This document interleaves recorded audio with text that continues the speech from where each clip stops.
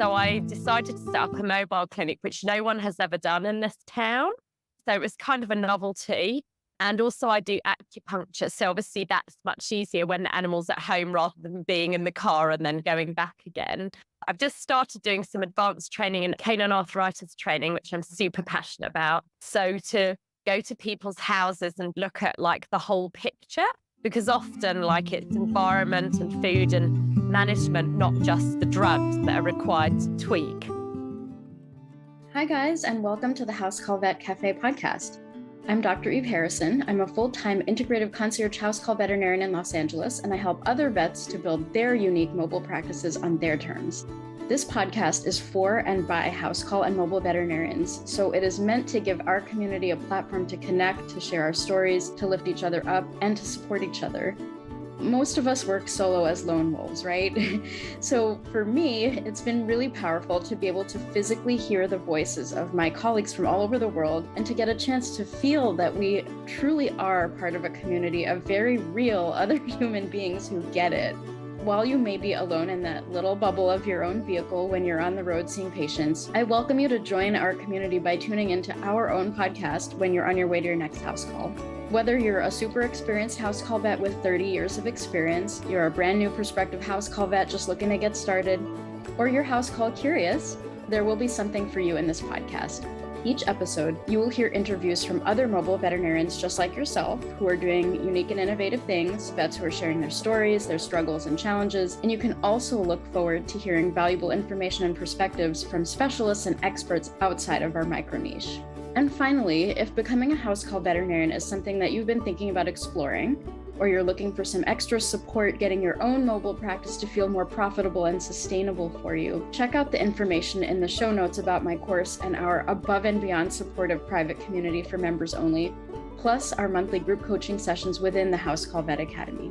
You can also check out my free public Facebook group, which is also called the House Call Vet Cafe, the same name as this podcast, and which is a warm and cozy community for mobile vets to support each other in professional and personal development, in creative entrepreneurship, and in friendship. So thank you guys for spending time with me today. Let's dive into the episode. Hey everyone, today we have an awesome guest with us, Dr. Caroline Murray, aka the Wilderness Vet, was born in Australia, brought up in England, and has lived in New Zealand for nearly 20 years. She's a professional wanderer and explorer, girl after my own heart. She was happy on top of a horse and on a mountain in the remote wilderness somewhere hot, and has worked, traveled, and volunteered extensively in the UK, Africa, Asia, Australasia, and South America. Antarctica is on her long bucket list. She's also a human first responder, search and rescue and civil defense volunteer in New Zealand, has trained in NLP, neuro-linguistic programming, and loves helping animals as well as coaching other people to help themselves. Currently, she's doing a mixture of locum and mobile work in New Zealand whilst participating in disaster rescue training and has a dream of establishing a drone network to deliver emergency aid during natural disasters such as bushfires and floods. What an amazing human. Welcome, Dr. Caroline. So good to have you. Thank you. Lovely to be here. Yeah, I've been excited to interview you. You've got so many interesting things that you're working on. And of course, you're also a mobile vet and a locum or a relief vet, as we say in the US. And so I was like, okay, yeah, we have to get you on the show. So I first wanted to start out with the most boring thing of anything that you do, which is none of it's boring. But what kinds of snacks do you eat in the car on the way to your house calls? So not hugely exciting, but I really like eating raw things. So I like raw carrots, I like whole carrots because they give you help with the sugar craving sweet thing, but they're good for you at the same time. And I like crunching. Love it. Love it. Crunching is like very, very satisfying. And likewise, I'm always like, I have a severe sweet tooth. Like it's amazing. All my teeth haven't rotted out yet, but I'm like really, really bad. Like I could eat candy for breakfast, lunch, and dinner. But anyways, carrots sounds marvelous. Love the crunch. And so, okay, so I wanted to start, we have to start somewhere. Like there's so much to you and so much interesting stuff I want to explore. But I figure we'll go ahead and just kind of pull on the thread of how you became a mobile vet to begin with and just kind of what's your practice like and what animals do you treat? You do so many things. I would love to hear like how all of that manifests through your mobile practice. So first of all, when I became a vet, I thought I would do a bit of locuming and then get a permanent job somewhere that I wanted to stay and like. But that didn't really happen when I was in the UK, and I just kept locuming and thinking, oh, I haven't really found the place yet. And then I had a permanent job for a while and it was very awful. So I went back to locuming, just kind of keep looking. And then what happened was I found that corporatization started, and I didn't really feel that I could give the animals the treatment and care of like the level that I felt they needed because of all the time pressures. And also, I really love connecting with people and talking. And obviously, that's like a time pressure and consultations. And then what kind of forced my hand was in late 2019, when I was back in New Zealand, I had a quite awful lumbar disc injury. And so I couldn't work for ages. I got forced out of the locum job that I was in because they wouldn't cut down my hours. There's only 3 clinics in this town and where I am. And another one offered me a job, but they wanted me to work 10 hours a day because they only offered 8 hours a day to people who had children, which was impossible for me physically. And then there was another clinic that had very sporadic work that people used to go to because everyone else didn't want to work at the other 2 clinics. So they don't really have vacancies. So I had no job in the town that I was in. So I was like, what can I do? And I really like helping people and spending the time that I need to get things done. And obviously animals in their houses are much less stressed, and especially cats. And obviously horses don't like being a lot of horses don't like being transported, and most cats. So I decided to set up a mobile clinic, which no one has ever done in this town. So it was kind of a novelty.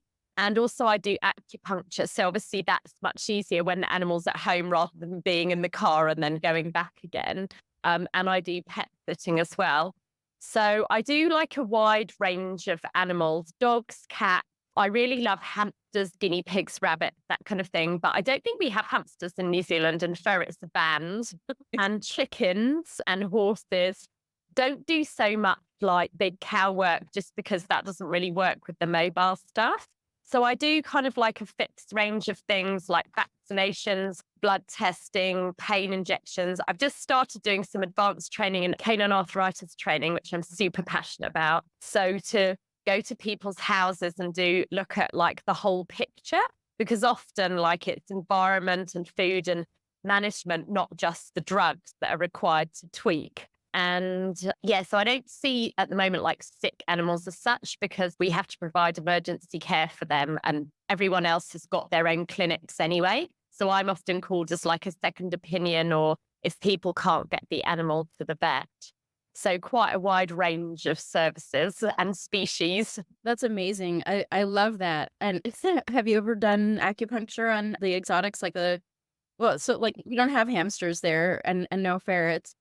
Rabbits, have you done acu on rabbits, or what's like the most interesting creature you've done acupuncture on? Nothing super exciting, mainly dogs, cats, horses, and some cows that couldn't get up, that got up. So that was really exciting. I've not done it on rabbits, mainly because I think people in New Zealand are still kind of a bit weird about that kind of stuff. And it's not as accepted as it is in like England and probably America and other countries. But I would love to do rabbits and things. I think it would be really helpful because a lot of them have like lower back issues from husbandry. And a lot of them are kept on their own here in a cage and not really let out much. But a lot of that, again, it comes down to kind of costings and value. People aren't really seeing that yet because it's like the no like trust thing. It's like I'm not hugely well known in this town because I go away a lot and in the summers and work for other people. So I'm kind of back and forth. I love that you have the freedom of doing that. And that's kind of like, to me, that's the whole point of mobile practice, the freedom that you have. And like, you're such a perfect example of how you can do that. And you do. And like, I also wanted to say, I love that you mentioned how you kind of started out in locum. And I've been thinking like, there's a real connection between locum work and mobile work. I mean, first of all, the people who are doing it are kind of tired of the regular grind and like either want their autonomy of like where and when to work. But the more I think about it, the more I feel like locum and relief work are a form of mobile practice. I mean, that's the beginnings of it. I almost see it as like this precursor state to someone who's going to become a house call vet. It's like you're a locum vet, you're already halfway there. Yeah, I think a lot of it is like you were saying, the skills required are similar because you have to turn up with people you don't know, establish a rapport really quickly and learn new things. But I also find it's kind of a two-way thing with the locuming as well, because everyone has different experience. And everywhere I've been able to like introduce new protocols or drugs or things to improve what they do. And then I learn from them as well. So it's like a win-win, I think. Oh, I so relate to that. I feel good about my doctoring skills. Of course, as a younger vet, I had terrible imposter syndrome, especially with my surgical residency. Like, don't even like get me started on that. But at the moment, I feel like really good about like I'm a good vet. And I feel like so much of that confidence came from the relief clinics and learning all their different ways. And also likewise having that exchange for the years that I did. I don't do it quite as much anymore, but I feel like that exchange just like strengthens the whole system. Like we all get better as a result of it. I love that you mentioned that. I think also on that note, like communication is really important. Like talking is not communication. And the locuming and the mobile stuff kind of teach you an accelerated way of how to do that if you're not that good already. Talking is not communicating. That is a really damn, I like that. I think that is a really like insightful thing. And we sort of like take this for granted. It's like, well, I said the thing. Doesn't mean I communicated it. Doesn't So mean that people understand what you said. Exactly right. So fascinating. I think the communication aspect of locum work and mobile work, it's so important also because you are a business owner, you're an entrepreneur. And so like no one's quite got your back like you do, right? And so the communication is important, of course, for the animal, the well-being of the animal, the understanding of the client, the value that you're providing. And then that gets into the entrepreneurial stuff like, why do you charge the prices you do? Why do you have the policies you do? You don't necessarily need to be explaining the why all the time, but the communication, whether you're saying it or explaining it, there's ways to communicate it that are often required, right? If you want people to pay you to feel that you're worth it to pay, you have to communicate that as well. So it's like kind of next level, right? Definitely. And on that note, one of the things that I changed after I started, because I didn't have any knowledge about running a business, but I was like, as everyone keeps saying, there's no good time to start and you have to start somewhere. And I found I was chasing a lot of people for bills to be paid, but with time that I didn't really have. So I watched a brilliant webinar by a Scottish lady, actually, and she set up a clinic from nowhere. Same thing out of her garage. And so she did, I kind of followed her model where she did certain things so the prices were known. So for example, vaccinations. And so you communicate, this is what we're going to do. This is the price. And then the people prepay before you go. So then also, so you don't waste time chasing them. They don't have to waste time paying you afterwards. And also you don't have surplus stock either. So you just order things as required. And it was interesting in the beginning when I asked people in town who were already with a vet, they said, no one will do that. No one's done it before. And I said, well, no one's done mobile vet before. So if they want that service, they will do it if you could explain why. And it's worked really well. That's amazing. I love that. I've not played much with, I know a lot of people will take a deposit, or with end of life care, people typically ask for payment up front because it's very awkward to chase someone down after like you're dealing with the grief at that. It's like, oh God. Yeah. But in the US or, in practice models I've seen, there's not a whole lot of accepting like the whole payment up front. But that's really, really interesting. And I think that's something really cool for all of us to play with and think about. And I think in some areas, some demographics where you're like actually chasing people down, like people are like literally cheating you out of like, theft of services and not paying you at all. Like you do have to get the deposit or they're constantly canceling. If you're dealing with that kind of demographic, which hopefully if you're marketing your practice right and filtering through, you're not getting too many of those, but there's still some demographics that are more challenging than others where those kinds of policies can help. And then I love what you said also about not ordering inventory until you need it, like really small batch. I'm like such a absolute proponent of that. I think one of the things that gets mobile vets in trouble is like, I need to have 5 of everything, every type of flea medication, every type of antibiotic on hand. I need it in case 10 patients come in tomorrow needing 10 ear infection treatment, like whatever it is. And so I'm so with you on that sort of like almost like metered and just like conservative purchasing for the practice so that you're not financially in a bind without having a guaranteed sale of that medicine or product. So thank you.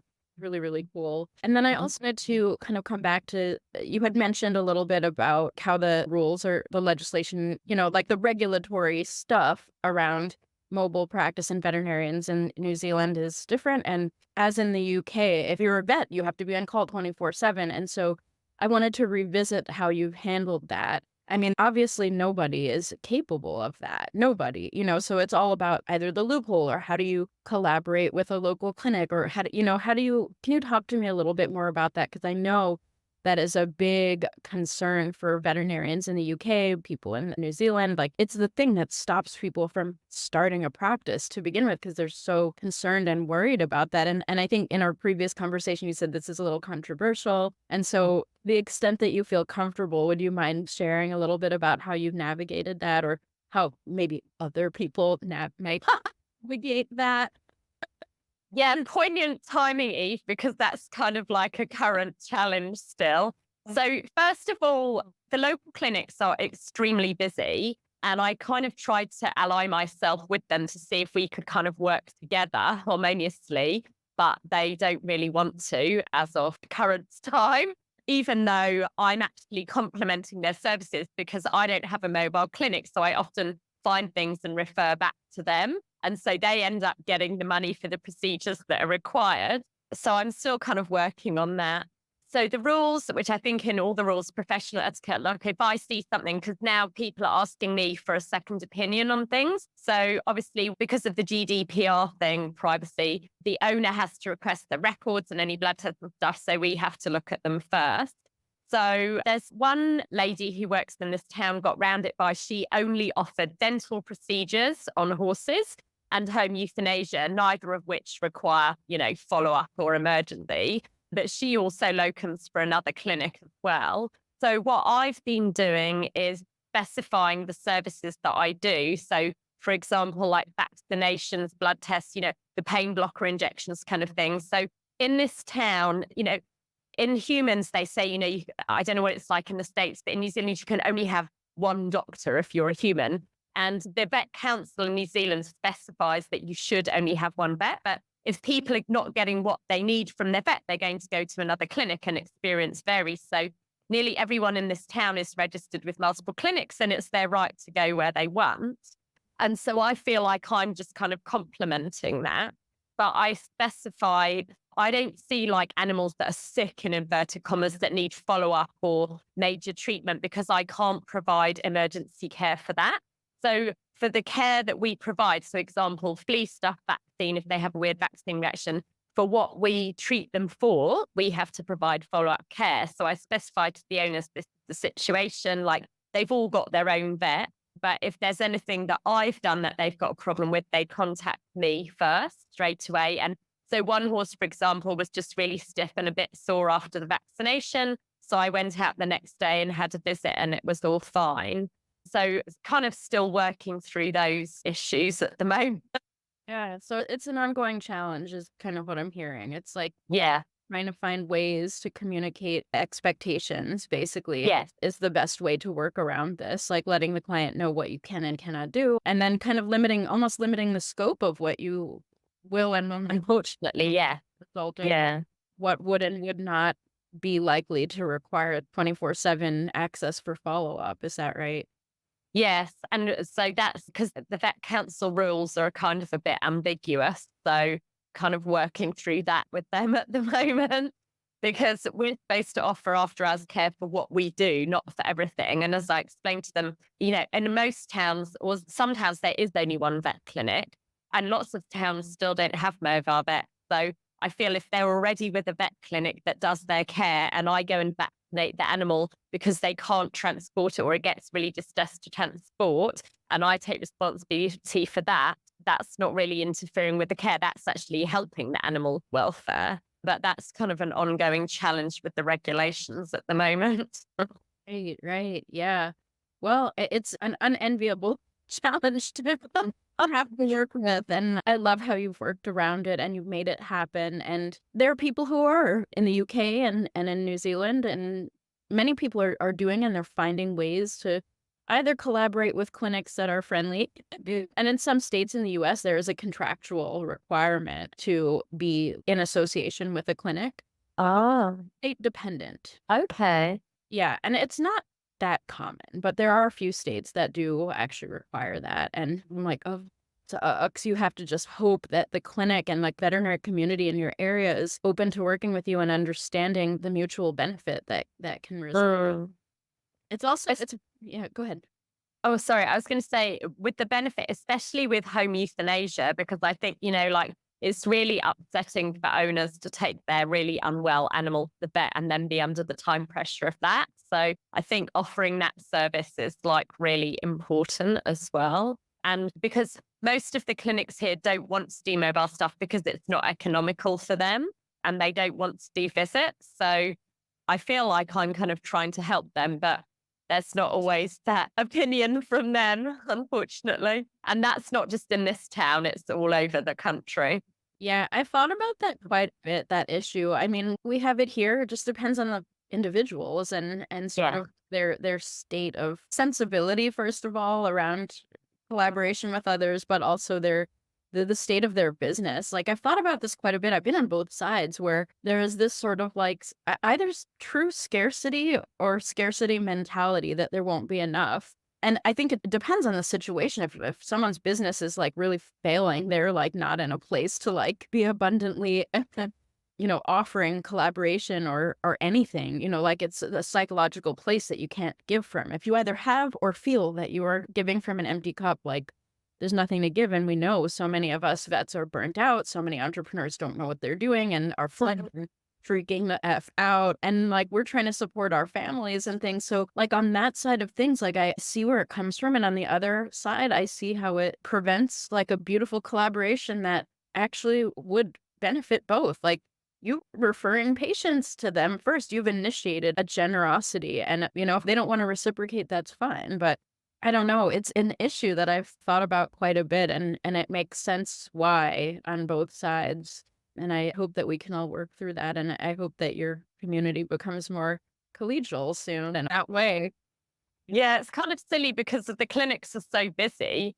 So I feel like we could really help each other. But I think it's just an ongoing discussion at the moment. And I think because mobile stuff isn't as popular or isn't as common here as other countries. So I think they kind of don't really know how to deal with it yet. And I live in a very small town of like 36,000 people. So this is all a bit new for them and out of the box. It's out of the box. And I think what people Mm. also don't know is that a house call practice is like, in terms of competition, there's only so many clients and patients you can see in a day or to have in your practice. Like, we're small beans. Like, we're really small beans. Like, a single mobile vet is not going to harm No. a whole clinic, especially if they're too busy to even handle their own stuff. So I think the newness of it and the lack of understanding that, like, this is so not going to harm you. It's going to be okay. Like, it's really interesting, the newness and them just, like, sort of being guarded around it. We're guarded as a profession, aren't we? I think sometimes we don't really help ourselves help each other, if that makes sense. It does.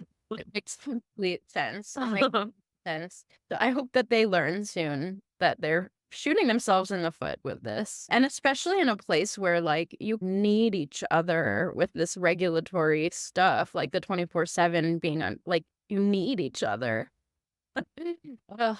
So there's a lot of rural towns that are like half an hour to an hour drive away that the clinics don't really like servicing again, or it's quite difficult for them to do that logistically. So I'm trying to kind of get into that as well, or, do like a little vet run and things. But it's funny because also with the clients, like they want the service, but at the moment, they don't really appreciate that, like, having someone coming to your door costs more than you driving to the clinic. Like the whole Uber. I feel like we need Uber vet or something for them to like understand the business model. Yeah, you had mentioned that people that you had, I mean, this is an issue in the US as well, too, that people think, oh, it's a mobile vet. You have lower overhead, therefore your prices must be lower. And it's like, Yeah. well, not quite. No. Interesting psychology. Interesting psychology and definitely interesting assumptions. And when you assume, you make well, you know the expression. Hi, my name is Jonathan Lau. I'm the founder of O3 Vets. One of the challenges of being a mobile veterinarian is that you have a more limited toolbox to draw from. At O3 Vets, we put a powerful tool into your toolbox by providing ozone therapy equipment designed specifically to help the mobile veterinarian treat those tough cases. Ozone works as a redox molecule to help decrease inflammation and improve cellular communication. This has an incredibly beneficial effect on a variety of conditions, as demonstrated through the hundreds of scientific studies available. If you would like to join thousands of veterinarians who've experienced the power of ozone therapy, you can visit o3vets.com or call us at 517-925-8148. If you mention this ad, you'll get access to our online training course with the purchase of your ozone equipment. So I'm curious. I also wanted to note, for those of you who are watching on YouTube, it's not happening right now, but you had these like beautiful sunbursts, like of the sunshine on your face. And I just thought that was really beautiful. It was just like kept coming back and forth. So wanted to acknowledge that for anyone who's watching the YouTube video. But anyway, so kind of on that note, I'm curious, like the difference between New Zealand and the US and how it is in New Zealand. What else? Is there anything else you can think of that might be different from the US? Granted, I know you're not practicing in the US, so you don't necessarily know. No. Here. I think the main difference is what you were saying is about that you don't have to do on call, that you can specify what you do. The other thing that I discovered that was interesting, I went to work in Alaska a couple of months ago on the Iditarod, and a lot of the vets there were relief vets, and they were getting paid 4 times what we get paid in New Zealand for a day's work. So that was kind of interesting. Fascinating. Yeah.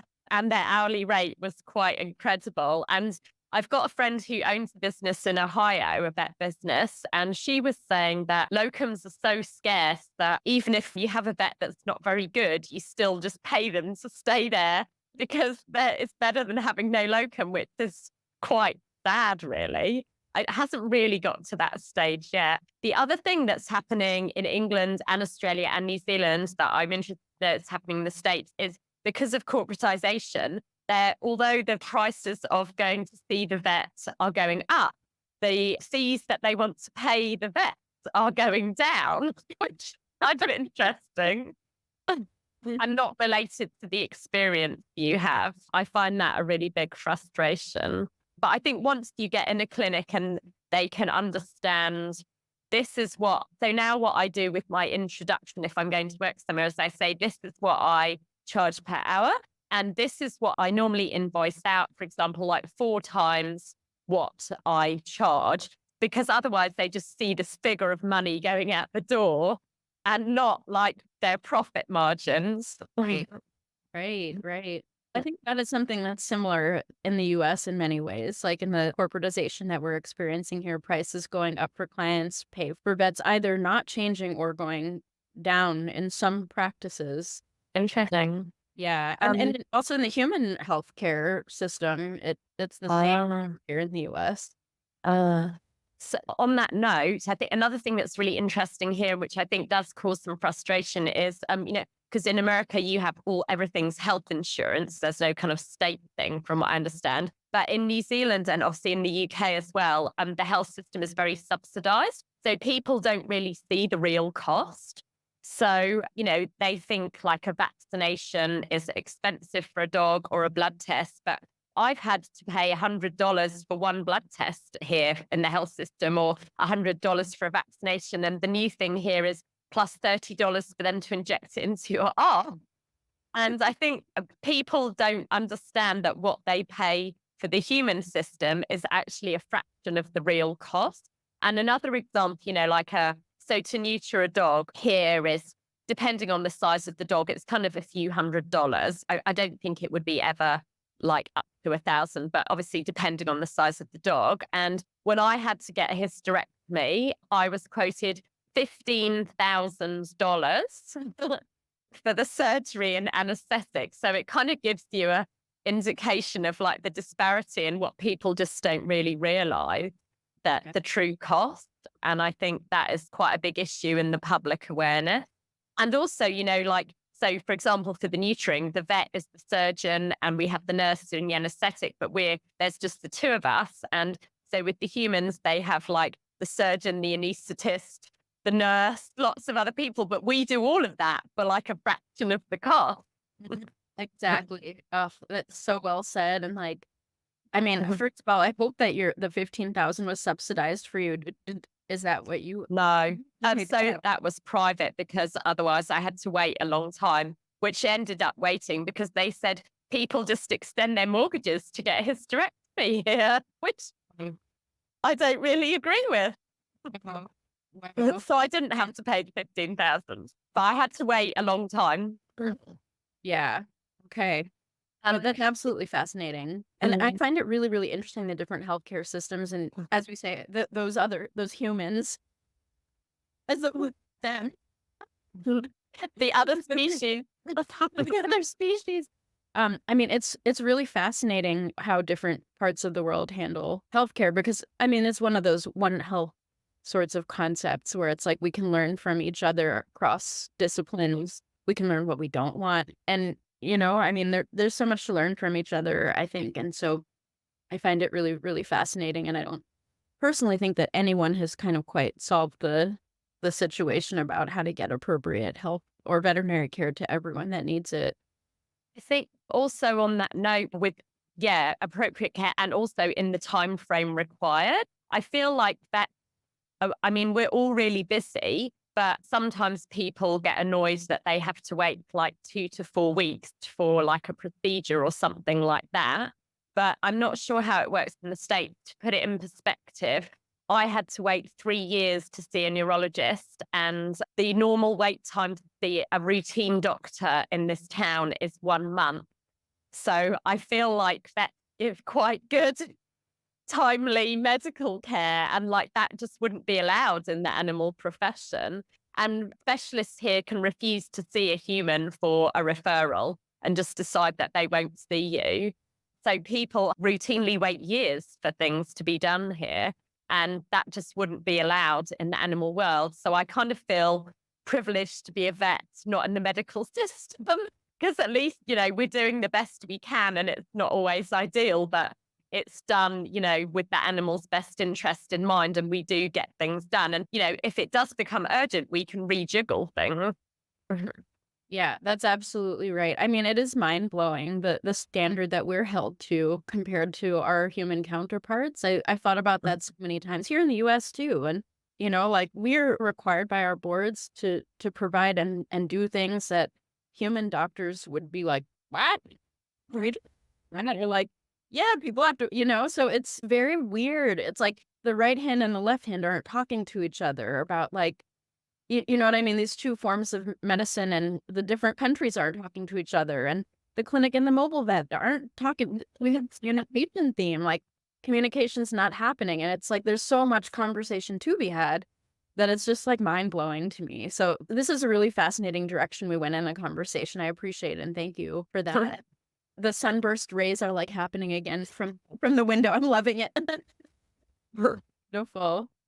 So I wanted to shift a little bit and talk a little bit more. You mentioned about the Iditarod and the horse race you had told me about before. And I'm really, really curious to hear a little bit more about your work as a vet and those kinds of adventurous contexts, and you're traveling in the wildlife and all of that. So like, why are you the wildlife vet? Tell me about that.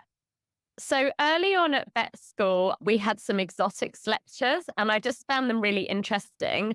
And I've always had a thing like I want to do what other people are not doing and like go against the grain. Like I refuse to read Harry Potter because everyone else reads, which kind of is probably punishing myself. Everything you said until that, I was like, okay, that's the line here. Now you're weird. Funny. Did you still not read it? You never read it? It's on my list, and I heard that it is really good, and the movies. And I think, so my family is from all over the place, like back in the day. So I think I've got like the genetic wandering gene, and I've always really loved traveling. And so, yeah, I've had like been really lucky to have some amazing opportunities. One of which was working on the Iditarod in Alaska with sled dogs, which has been quite controversial because a lot of people, the animal rights people, are very against it. But from what I've experienced there, the dogs are extremely well cared for, both before, during, and after the race. So they're extensively physically checked. They have ECGs, they have blood tests before they're allowed on the race, and behavior like testing. Nothing aggressive is allowed.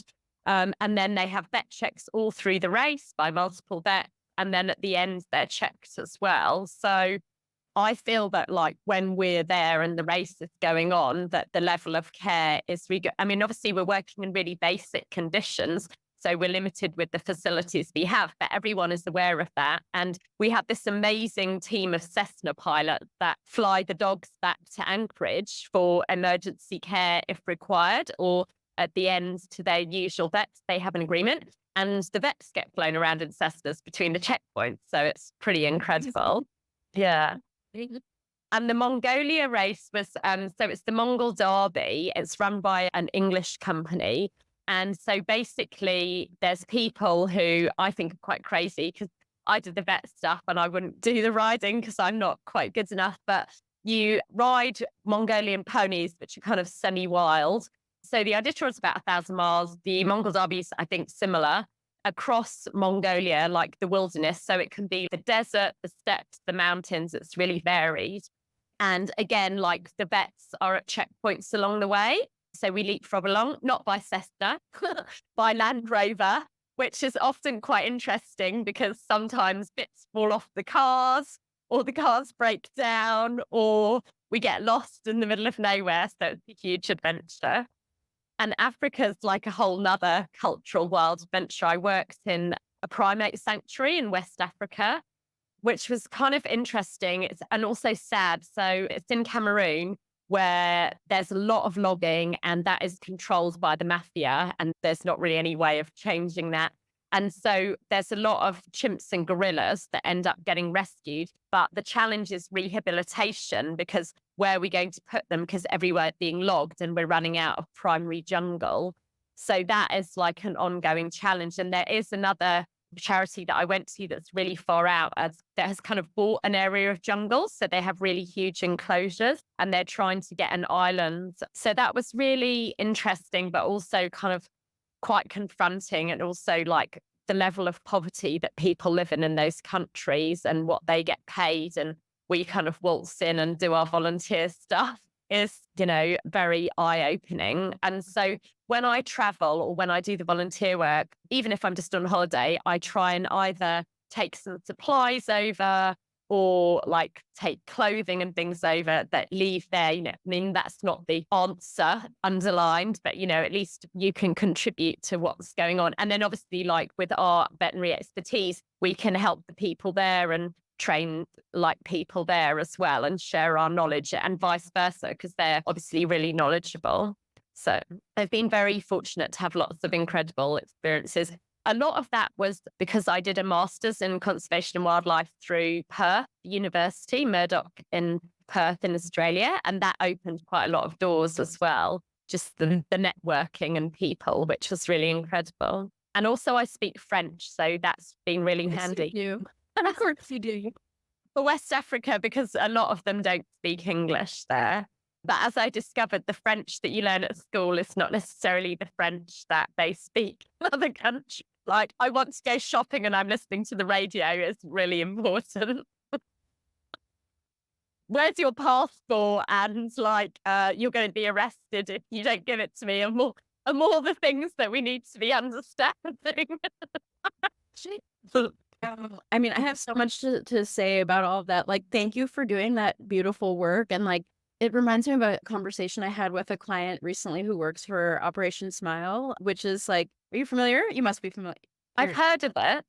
Yeah, Operation Smile it's like the humans doing trips to different parts of the world where they're working on cleft lips and palates for children that could never afford such surgeries or have access to it. And they go all over the place. And my father actually who's retired, but he was an MD, he would go on those trips too. And so I was like, whoa, like when I found out my client was involved, I was like, do you know my dad? But anyway, so she had just like recently gone on 2 major trips, one to Africa and one to the Philippines. And when she came back from each of them, she was sort of like, it's just a lot to hold. Like to be here and helping in this way, it's very, very powerful. And at the same time, to hold the poverty and to see what it is. And like you said, kind of waltz in at a few of like, we're going to fix this up, and then waltz right back out to the comfort of it. But it's such beautiful and interesting work. And there's so many conflicting emotions that can come up around it. And I mean, I can also see, we talked a little bit about hopelessness. That's like, am I even making a difference? And you can see that in the face of all this, you're like spitting in the wind, bits of supplies. But like you said, it's not like getting to the underlying problem. And that's one of the challenges of doing that work. That's like holding those 2 things. It's like, I'm helping, but like, I know this is bigger than what I can do. And I think that's like a lot to hold. And thank you for doing it. Like, thank you for doing it. It's just, it's important work. And it's hard in so many ways, you know, just to witness it and to hold and see what's really there. Yeah, I feel quite strongly personally that for people like us who've been privileged to have and lucky, fortunate, the education that we have, that like we need to in some way pay it forward. And also doing those experiences and travel, I think really makes you realize like a lot of what we take for granted in our day, like having a building with a roof on, hot water, electricity, is not normal for probably the majority of people in the world. And, you know, when we're having a bad day in the office, you know, and we all do it thinking, you know, life's a bit shitty at the moment, actually, relatively, not so much. I hope you guys are enjoying this juicy conversation with Dr. Caroline Murray, and that you will join us for part 2 of our 2-part series in this conversation. See you next time. Thank you so much for listening to this episode of the House Call Vet Cafe. If you enjoyed this episode, then hit the subscribe or follow button on Apple Podcasts, Spotify, Google Podcasts, YouTube, or wherever you listen to podcasts so you never have to miss an episode. This podcast is made specifically for you, so don't be shy if you'd like to reach out and let me know your thoughts on this episode. You can find me on Instagram and Facebook as the House Call Vet Academy, where I also share more valuable content. If you're interested in learning more about consulting for House Call Vets or the House Call Vet Academy online course and community, please click on the link in the show notes. Have an amazing rest of your day, and I can't wait for you to join us for our next episode of the House Call Vet Cafe.